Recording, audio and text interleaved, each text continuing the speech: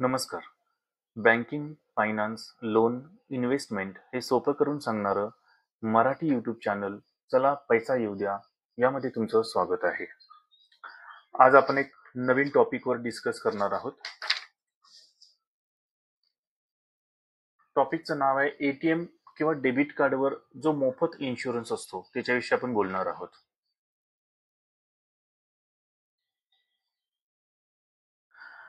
मित्रांनो, आज प्रत्येकाकडे एक बँक अकाउंट आहे. बँक अकाउंटशिवाय आजकाल कामच होत नाहीत. आणि ज्यावेळी आपण बँक अकाउंट ओपन करतो कुठल्याही बँकेमध्ये, त्यावेळी बँकेचं ट्रान्झॅक्शन करण्यासाठी आपल्याला कोणती बँक डेबिट कार्ड देते. व्हिसा डेबिट कार्ड पासून वेगवेगळ्या प्रकारचे डेबिट कार्ड असतात, ज्याच्यामध्ये आपण एटीएमच्या ज्याला आपण एटीएम म्हणतो. डेबिट कार्ड म्हणजेच एटीएम एटीएम कार्ड, ज्या एटीएम मध्ये जाऊन पैसे घेतो. आता या एटीएम वर वेगवेगळ्या बँका वेगवेगळ्या सुविधा देत असतात. त्यापैकीच एक सुविधा आहे मोफत इन्शुरन्स. आता हा जो इन्शुरन्स आहे डेबिट कार्डवर 1 लाखापासून ते 10 लाखापर्यंत इन्शुरन्सचं कव्हर असतं. वेगवेगळ्या बँकांच्या पॉलिसी प्रमाणे ते असतं. आता काही बँका 1 लाख देतात, काही बँका 2 लाख, काही बँका 5 लाख देतात, तर काही बँका 10 लाख देतात. तर हे पैसे कधी मिळतात? तर ज्याच्या नावावर ज्याचं अकाउंट आहे, ज्याच्या नावावर हे अकाउंट आहे, बँक अकाउंट आहे, ज्याच्या नावावर हे एटीएम कार्ड आहे, त्या व्यक्तीची जर मृत्यू झाला, आता त्याच्यामध्ये पण नॅचरल डेथ आणि अपघाती मृत्यू असा प्रकार आहे. पण बऱ्याचशाच बँका नॅचरल मृत्यूला इन्शुरन्स देत नाहीत. खूपशा बँका अपघाती ऍक्सिडेंटल इन्शुरन्स देतात.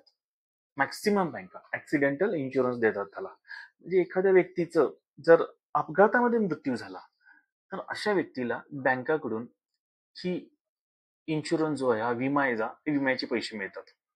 आता गंमत अशी आहे की आपल्या भारतामध्ये बऱ्याच लोकांना हे माहितीच नाहीये. आणि जे गरीब लोक आहेत की ज्यांनी इन्शुरन्स बद्दल काहीच माहिती नसतं, ज्यांनी इन्शुरन्सच घेतलेला नसतो, अशा लोकांना ही इतकी चांगली सुविधा ही माहिती नाहीये. दुर्दैवानं तुम्ही आजकाल ज्या काही घटना पाहताय, दुर्दैवानं ज्या घटना घडतायत आज, की कोणी रोड ऍक्सिडेंट मध्ये मृत्यू होतोय, कोणी विमान ऍक्सिडेंट मध्ये मरतंय, कोणी हेलिकॉप्टर ऍक्सिडेंट मध्ये मरतंय, कोणी ट्रेन ऍक्सिडेंट मध्ये मरतंय. तर इतकं प्रमाण वाढलेलं आहे ऍक्सिडेंटचं आजकाल, अपघाती मृत्यूचं, की रोज आपण कमीत कमी एक ऍक्सिडेंट तरी ऐकतो. आणि हे जे ऍक्सिडेंट होतात, ह्या कुटुंबामधल्या लोकांना इन्शुरन्स माहिती नसतं, त्यांना अवेअरनेस नसतं. आणि त्याच्यामुळे इन्शुरन्स नसल्यामुळे एखाद्या घरामध्ये अपघाती मृत्यू झाल्यानंतर जे काही पुढे त्यांना आर्थिक चणचण, आर्थिक परिस्थिती ढासळते, त्याच्यासाठी बँकेने एक चांगली सुविधा चालू केलेली आहे. त्यासाठी तुम्हाला काय करायचं आहे महत्वाचं, ज्यावेळी तुम्ही अकाउंट ओपन करता आणि तुम्हाला एटीएम कार्ड मिळतं, त्याच वेळेला तुम्ही बँकेमध्ये एटीएम कार्डवर जो इन्शुरन्स मिळतो त्याच्याबद्दल विचारा. त्याच्यामध्ये एक चांगली फॅसिलिटी आहे की हा इन्शुरन्स मिळण्यासाठी तुम्हाला 1 रुपयाही घेतला जात नाही. बँक 1 रुपया सुद्धा घेत नाही. म्हणजे पूर्णपणे फ्रीमध्ये इन्शुरन्स तुम्हाला मिळतोय. फ्रीमध्ये विमा मिळतो. कुठल्याही प्रकारचा 1 रुपयाही तुमच्याकडून घेतला जात नाही. परंतु आपल्याला हे माहिती नसतं आणि म्हणून आपण अशा इतक्या चांगल्या सुविधेपासून वंचित होतो. आता पहिलं काम करायचंय, उद्याच्याला आपले जे बँक आहेत, जितक्या बँक्स आहेत, जिथे जिथे आपण एटीएम डेबिट कार्ड घेतले, त्या प्रत्येक बँकेमध्ये जायचं. तिथल्या अधिकाऱ्यांना भेटायचं, त्यांना विचारायचं, मी तुमच्याकडे एटीएम कार्ड घेतले, तर याच्यामध्ये मला अपघाती मृत्यू झाला, माझा अपघाती मृत्यू झाला तर मला किती रुपये मिळतील आणि ती मिळण्याची प्रोसेस काय आहे आणि त्याच्या अटी काय आहेत हे पण समजून घ्या. असं नाही की तुमच्याकडे एटीएम कार्ड आहे म्हणून तुम्हाला दिलंच जातं. बऱ्याच ठिकाणी काही अटी पण असतात, की काही त्या अटी आहेत त्या महत्वाच्या आहेत. त्यातल्या एखादी अट मला चांगली आठवते, मी सांगतो तुम्हाला, की एखादं एटीएम कार्ड तुम्ही घेतलेलं आहे समजा, आणि ते एटीएम कार्ड तुम्ही वापरलंच नाहीये. समजा 1 वर्षभर झालं तुम्ही वापरलंच नाही एटीएम कार्ड आणि उद्या दुर्दैवानं मृत्यू झाला, तर त्यावेळेला तो इन्शुरन्स लागू नाही, तुम्हाला इन्शुरन्स मिळणार नाही. त्यामुळं प्रत्येक बँकांची काही पॉलिसी असते. काही बँका म्हणतात की पाठीमागच्या 3 महिन्यामध्ये एकदा तरी तुम्ही एटीएम वापरलं असलं पाहिजे. म्हणजे तुम्ही एटीएम कार्डच्यावर काही पेमेंट ट्रान्झॅक्शन केले असले पाहिजेत, एटीएम मध्ये जाऊन पैसे काढले पाहिजेत. हे जर असेल तरच तुम्हाला ते इन्शुरन्स मिळतो. हे मी एक्झाम्पल म्हणून सांगितलंय. प्रत्येक बँकांची पॉलिसी वेगळी असते. त्यामुळे प्रत्येक बँकांची पॉलिसी समजून घ्या. तरच आपल्याला तो इन्शुरन्सची चांगली फॅसिलिटी आपल्याला मिळणार आहे. ओके. तर सगळ्यात महत्वाचं तर तुम्हाला मी इथे एक्झाम्पल दिले की डेबिट कार्डला 1 लाख ते 10 लाखापर्यंत इन्शुरन्स असतो.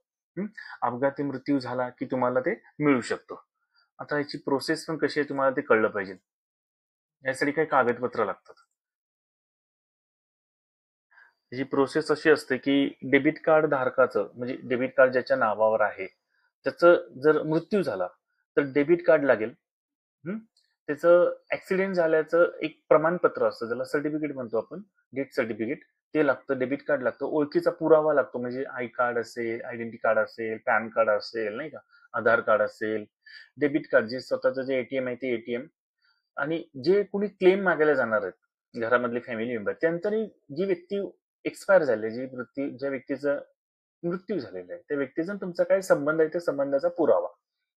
आणि याच्या व्यतिरिक्त जर बँकेला काही आवश्यक असलेली कागदपत्र असतील ती कागदपत्र जाऊन तुम्हाला बँकेमध्ये जाऊन द्यायची असतात. आता याच्यामध्ये ऑनलाईन पण सुविधा असते पण ऑफलाईन पण सुविधा असते. तुम्ही बँकेच्या ऑनलाईन वर जाऊन पोर्टलवर देऊ शकता, नाही का. त्याच्यापेक्षा मी तुम्हाला हे सजेस्ट करीन की तुम्ही स्वतः बँकेत जाऊन बँक मॅनेजरला भेटून ती कागदपत्र त्यांच्याकडे द्यावं. त्यांचा जो काही फॉर्म असेल तो तुम्ही फॉर्म भरून द्यावा. आता हे काय होतं, तुम्ही जेव्हा कागदपत्र देता ते काही लगेच तुम्हाला ते पैसे देत नाही. त्यांची पॉलिसी असते, कधी 15 दिवस असतात, कधी 3 महिने असतात.